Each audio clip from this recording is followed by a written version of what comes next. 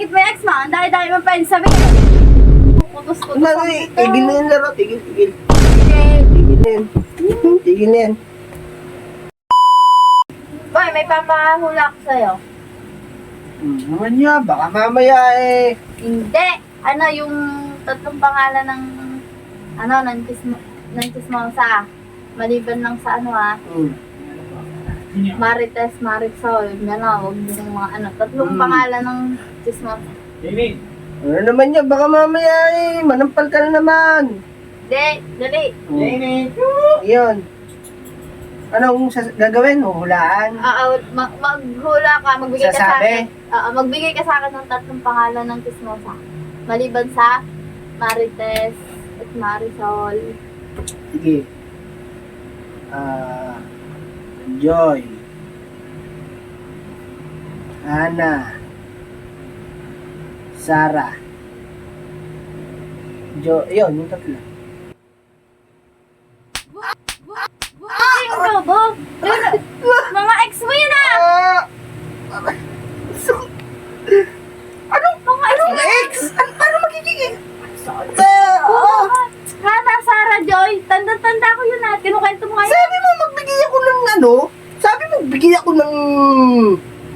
Anong magbigay? Ano? Ba't binanggit mo yung ex mo? Ang dahil mo pwede sabihin. Ha? Malay ko, hindi ko matanda. Buti ikaw alam mo. Nagkataon, ha? Nagkataon? Buti ikaw alam mo.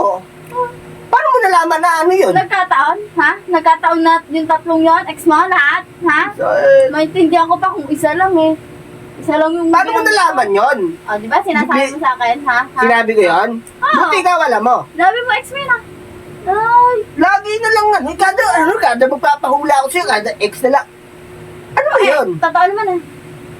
Paano mo nalaman? Ako hindi ko alam. Okay, sinabi ko yun, pangalan na yung tatlong yun, ex ko na yun. Boy, ha? Isipin mo nga bakit yung una-una mong babanggitan, ang dahil-dahil pangalan pwedeng banggitan, mga ex mo pa. Oh. Yun ang naisip ko eh. Malay ko bang anin? Elizabeth, tatakbo pa sa isip. Mo. Paano tatakbo yun? Hirap sa'yo, nagpahula ka. Tapos tapos pag nabanggit ako, magagalit ka. Dapat, hindi yung pangalan ha, hindi yung mga ex mo lang binanggit mo, dahil pwede pangalan dyan. Anong alam ko doon? Nung alam, siguro iniisip mo pa yung mga ex mo. Iniisip ko, ikaw papalaro ka. Tapos pag may sabihin mo, ex.